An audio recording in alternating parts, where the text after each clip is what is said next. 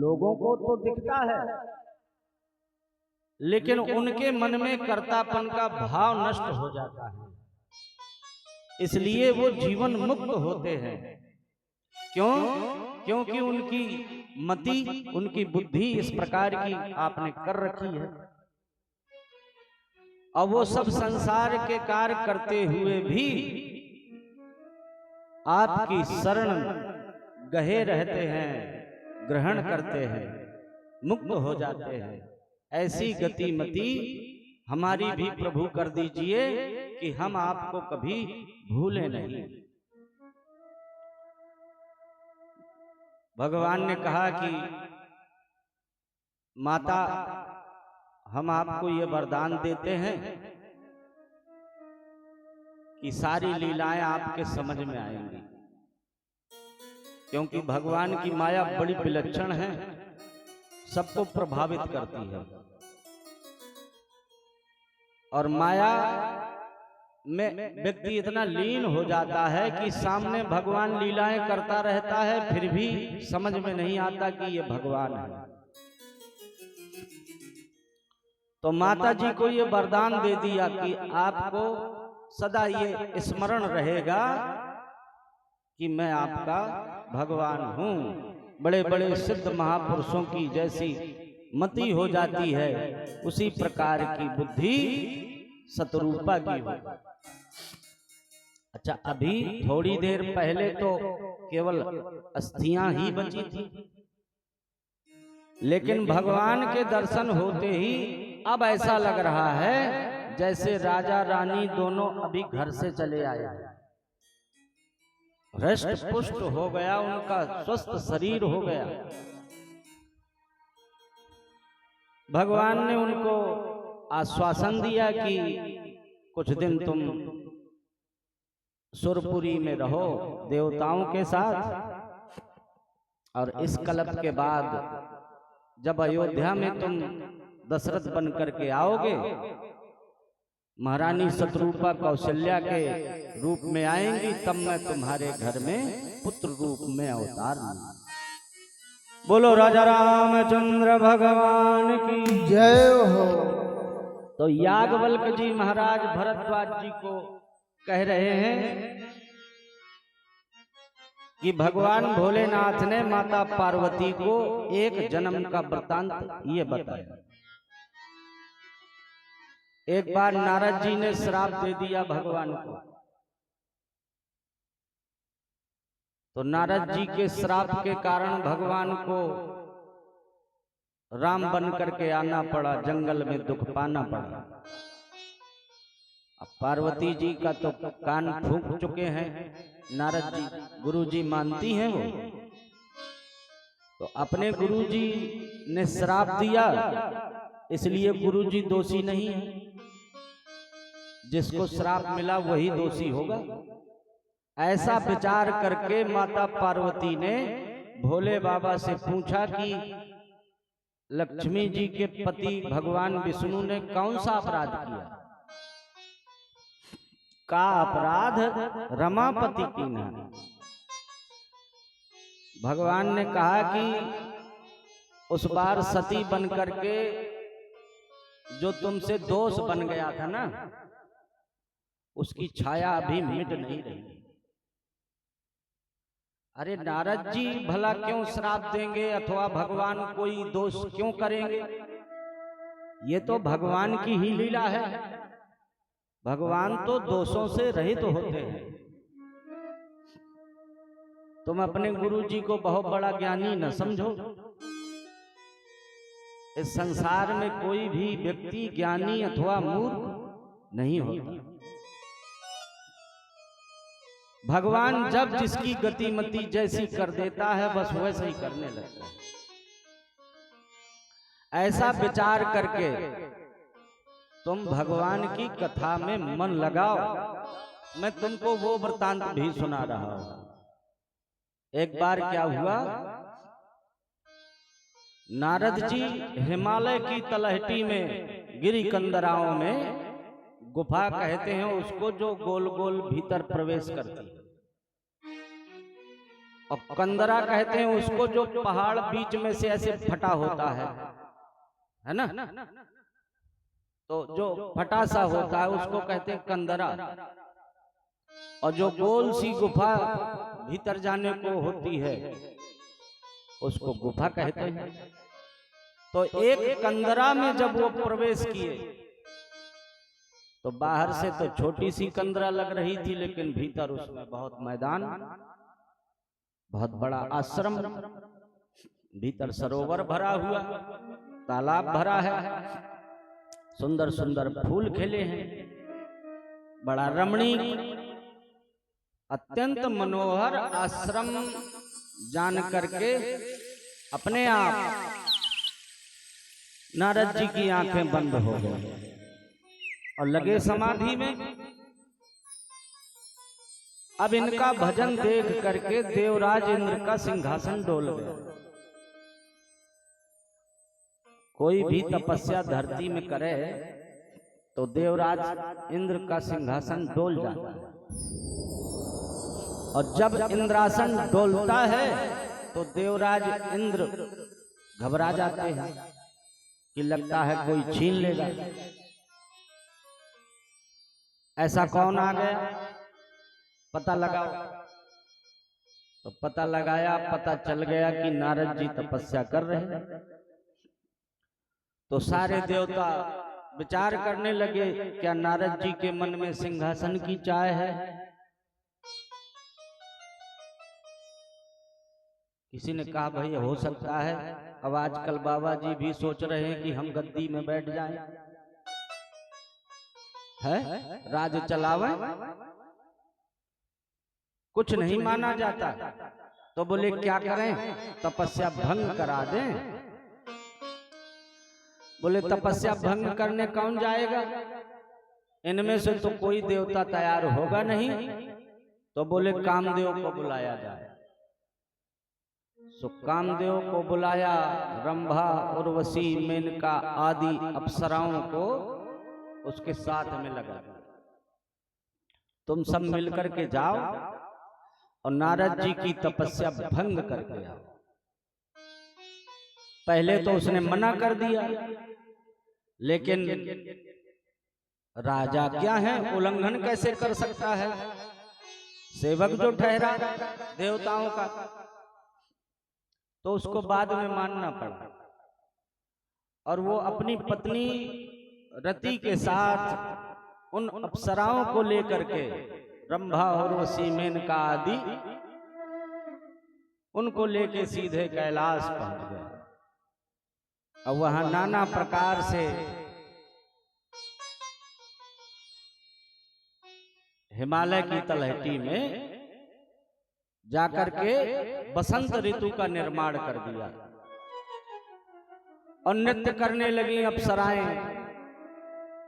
चारों ओर से सुगंध ही सुगंध ही फैल गई। बहुत देर नृत्य करते हो गया, और जब नारद बाबा की समाधि न डिगी तो कामदेव बेचारा क्या करता। एक बार तो बाबा जी के पास गया था, तो वो तो तीसरी आंख खोल के भस्म ही कर दिए थे।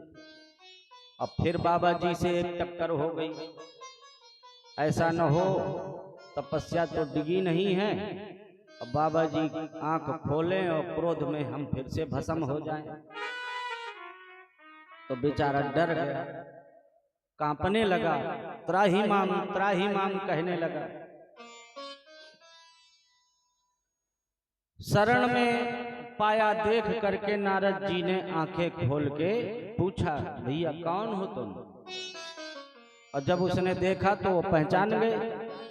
अरे कामदेव तुम यहाँ कैसे? बोले हम आपकी तपस्या डिगाने आए।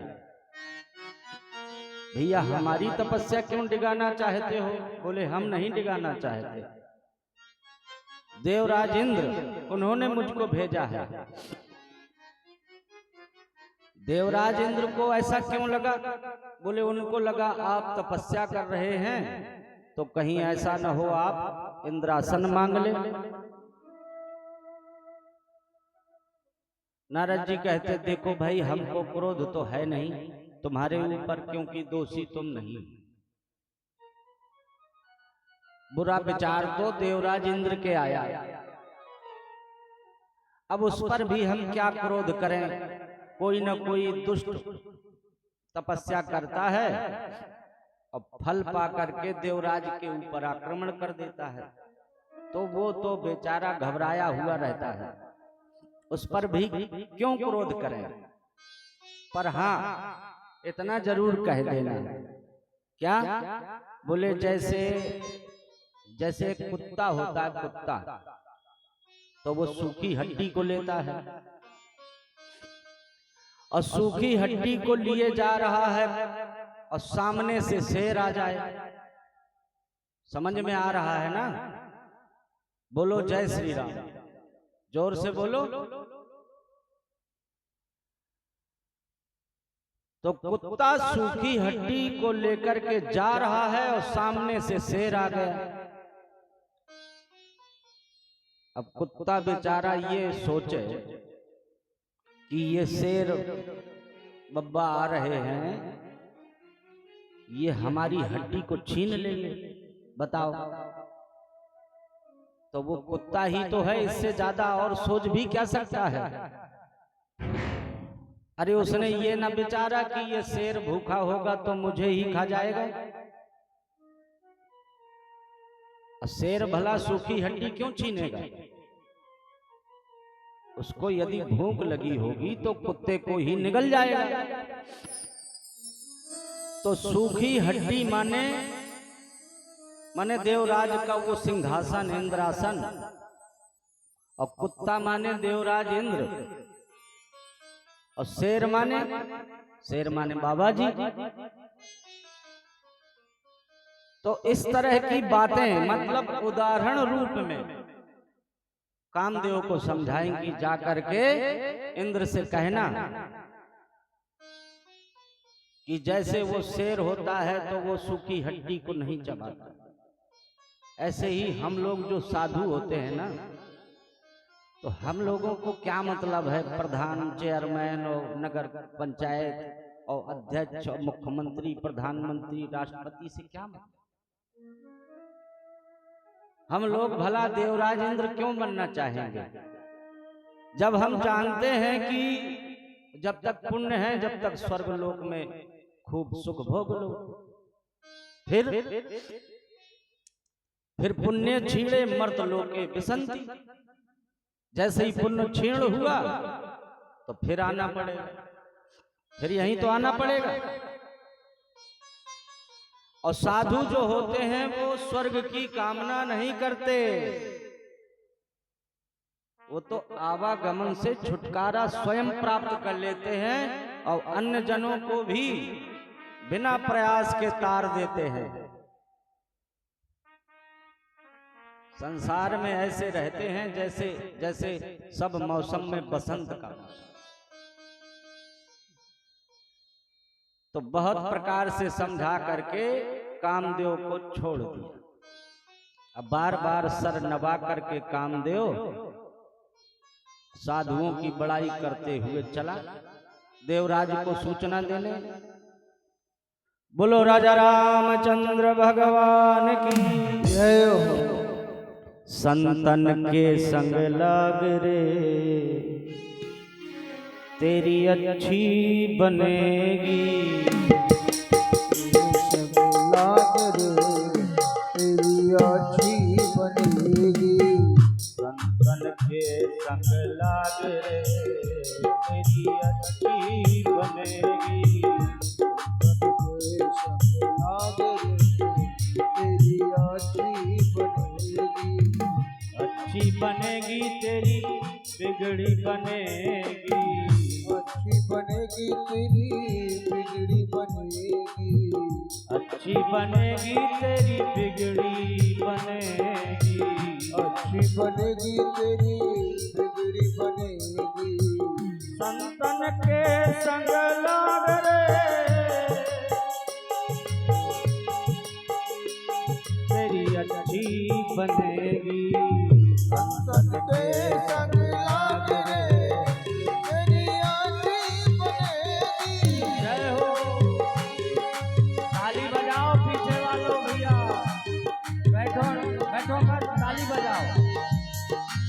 बैठे ताली बजाया करो भजन में। ए बाबा जी,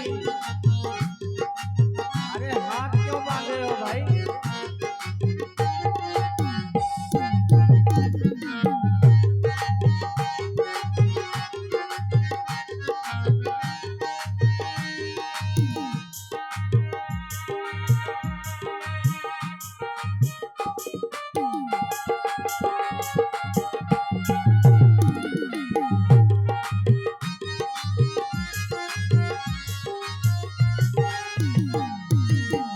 ध्रुव की बन गई प्रहलाद की बन गई, ध्रुव की बन गई प्रहलाद की बन गई, ध्रुव की बन गई प्रहलाद की बन गई, ध्रुव की बन गई प्रहलाद की बन गई, ध्रुव की बन गई।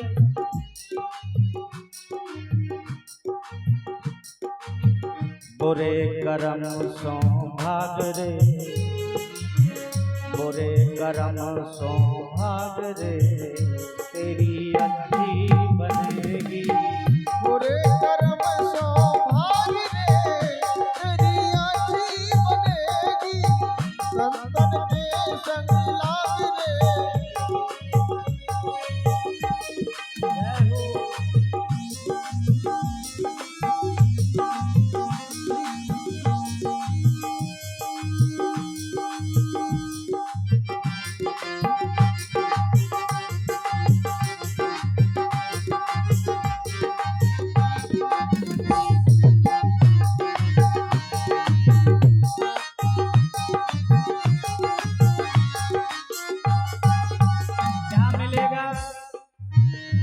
संतों के साथ क्या मिलेगा?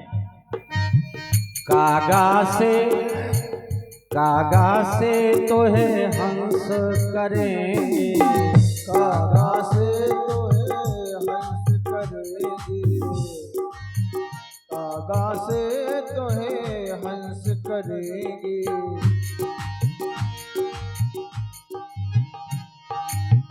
कागा से तो है हंस करेंगे, कागा से तो है हंस करेंगे।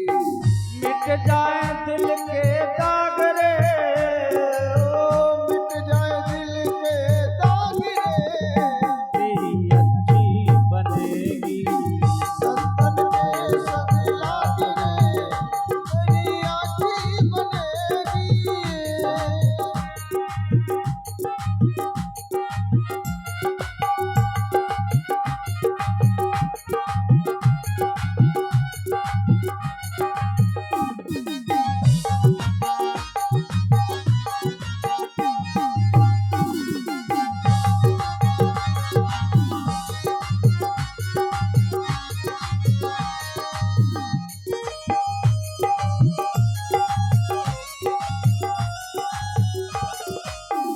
और क्या मिलेगा संतों के साथ? संतन के संग भक्ति बढ़ेगी, संतन के संग भक्ति बढ़ेगी, संतन के संग भक्ति बढ़ेगी, संतन के संग भक्ति बढ़ेगी। रामचरण अनुराग रे, रामचरण अनुराग रे, तेरी अच्छी बनेगी। संतन के संग लाग रे, तेरी अच्छी बनेगी, अच्छी बनेगी तेरी बिगड़ी बनेगी, अच्छी बनेगी तेरी बिगड़ी बनेगी। बुरे कर्म सो भाग रे, बुरे कर्म सो भाग रे, तेरी अच्छी बनेगी। बुरे कर्म सो भाग रे, तेरी अच्छी बनेगी। संतन के संग लाग रे, तेरी अच्छी बनेगी। अभी तक जैसे भी रहे चलो ठीक है, पर अब मोह की रात में सोना छोड़ दो। अब तुमको लग रहा होगा कि हम आंख खोल के बैठे हैं तो जाग रहे हैं, जाग नहीं रहे हैं। अगर भगवान के सिवा कुछ और ही चल रहा है तो सो ही रहे हो। आंखें चाहे जितनी बड़ी बड़ी खोलो, सब सो रहे हो। मोहन सा में बहुत दिन सोया, मोहन सा में बहुत दिन सोया, मोहन सा में बहुत दिन सोया। दिशा में बहुत दिन सोया। अब जाग सके तो जाग रे, जाग सको तो जाग रे, तेरी आँखी बनेगी संतन में संग लाग रे, तेरी आँखी बनेगी संतन में संग लाग रे, तेरी आँखी बनेगी। अच्छी बनेगी तेरी बिगड़ी बनेगी, अच्छी बनेगी तेरी बिगड़ी बनेगी। बुरे कर्म सो भाग रे, बुरे कर्म सो भाग रे, तेरी आँखी बनेगी संतन में संग लाग रे, तेरी आँखी बनेगी। जय हो।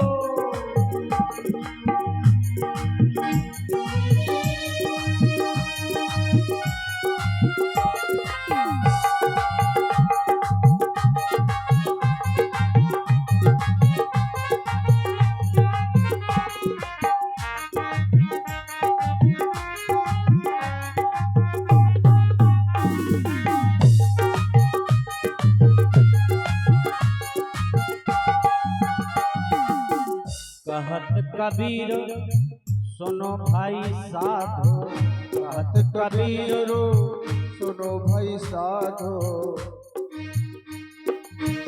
कहत कबीर सुनो भाई साधो। कहत कबीरो सुनो भाई साधो। होवे तेरो बड़ भाग रे, होवे तेरो बड़ भाग रे, तेरी अच्छी बनेगी संतन के संग लागे, तेरी अच्छी बनेगी संतन के संग लाग रे, तेरी अच्छी बनेगी। अच्छी बनेगी तेरी, अच्छी बनेगी तेरी बिगड़ी बनेगी, अच्छी बनेगी तेरी बिगड़ी बनेगी। बुरे कर्म सो भाग रे, तेरी अच्छी बनेगी बुरे कर्म जो भाग रे, तेरी अच्छी बनेगी। संतन के संग लाग रे, तेरी अच्छी बनेगी। बोलिए राजा रामचंद्र भगवान की जय हो।